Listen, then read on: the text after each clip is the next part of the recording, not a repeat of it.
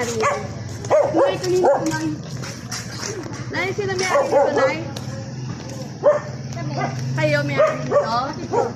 Taga-animal welfare po kami. Wala daw tubig. Na-report po yan. Nakapost na po yan. Ano yan? Yung aso niyo po, Ayun din aso. cruelty po yan. Animal cruelty po. Oo. Opo, alam niyo po yung Animal Act natin. Ay, kukunin.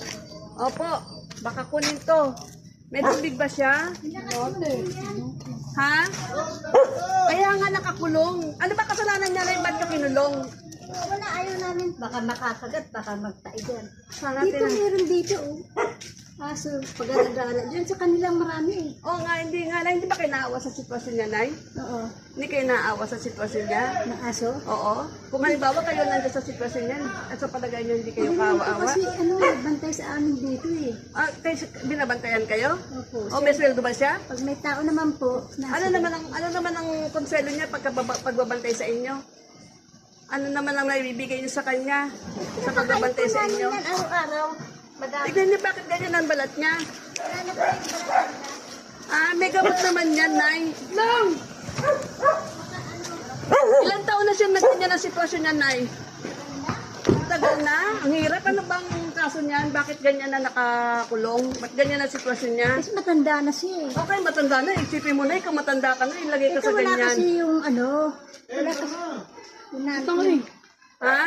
kasi wala si yung, may-ari niyan. Oh, bakit biglang iba na naging may-ari niya? Sino ba talaga may-ari niya? Ikaw kaya nilagay sa ganyan? Ha? Oh, ilang taon na, Nay? Hindi mo pa naisip yung sitwasyon niya? Kung ba nakalagay dyan? Pwede yun. Ano ba kasi yung kasalanan niyan? Bakit ganyan ang sitwasyon niya? Hindi namin alam. Hindi niyo alam, may tao tayo. Eh, tayo nakakaalam. Anong plano niyo dyan, Nay? Habang buhay siyang ganyan, gamamatay siya, dyan siya? Ano ba tingin niyo sa kanya, Nay? Aso lang yan, ganon? Walang buhay? Aso lang yan? Ano din po namin yung inaasikaso? Hindi naman namin Eh, ba yan? pero Nay, kung hindi niyo nasikaso, di sana hindi ganyan ang sitwasyon niya. Ikulong ko siya sa ganyan lang kapiraso. Habang nabubuhay siya, ganyan ang buhay niya dito sa mundo. Wala kasi yung anak ko. Hindi kahit wala may anak niya, may Dito may aso po dito, nakatakbo. O kaya nga, ayan, may aso. Buti pa nga siya, malaya na eh. Diyan yan sa kanila eh. O, malaya siya. Marami yan. O, sino na naisin mong buhay? Yung ganyan malaya ka o nandiyan ka na, nakakulong ka dyan?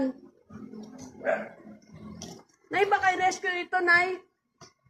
Pwede naman po. Bakit hindi? Alam wala yung Kaya nga, kung halimbawa, Nay, kung talaga may pagmamahal kayo,